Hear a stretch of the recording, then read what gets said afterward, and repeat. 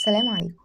أول حاجة بدون مقدمات كده، طالما انت دخلت على الفيديو ده فانت العربي واقع منك أو لحد ما مش متظبط. وعلى فكرة العربي من المواد سهلة التجميع الدرجات لو مشيت صح واتكيت على نفسك شوية، وكمان العربي يعتبر ربع المجموع، فلازم تهتم بيه جدا وتظبطه.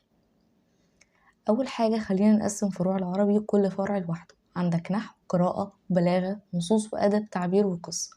العربي كله مش هيخرج عن الكام فرع دول. حلو. بعد ما قسمناهم تبدأ تدي نفسك درجة على كل فرع.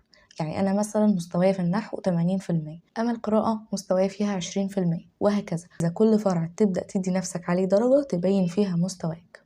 ودي كده أول خطوة وأهم خطوة، لأنك لما ترتب الترتيبة دي هترتب أفكارك وتبدأ تعرف أنت تبدأ بإيه وإيه الفرع اللي مضروب عندك، وبعد كده نيجي جنب كل فرع وهتبدأ تكتب اللي واقع منك. بعد كده بقى في جدول الأسبوع الحلو بتاعك وتبدأ تضيف فيه أكتر فرع أنت واقع فيه.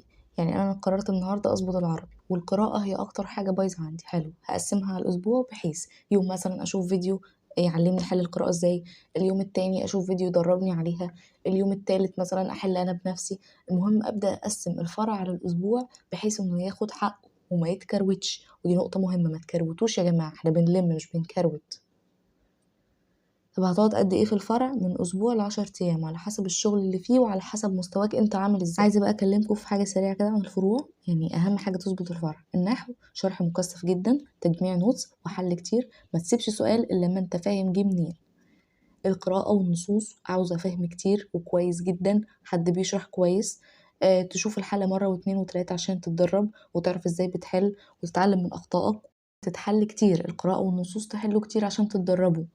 والبلاغة بقى هتفهمها كويس وتحل كتير، وكل ما تتدرب بلاغة كل ما هتقابلك الأبيات وتعرف الموضوع بيجي ازاي. والقصة طبعا تتحفظ وما تهملوهاش لأن درجتها مضمونة.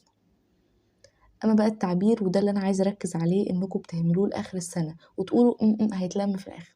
لا، هو مش هيتلم في الآخر، هو هيزنقك في الآخر، وفي حاجات تانية مش هتعرف تلمها وهتبقى أهم. فنصيحتي ليكم اخلصوا منه بسرعة، يعني واحدة واحدة كده، اعملوا له ملخص واتدربوا عليه وادوا كل حاجة حقها عشان مفيش حاجة توقعكم. بس كده وربنا يعين.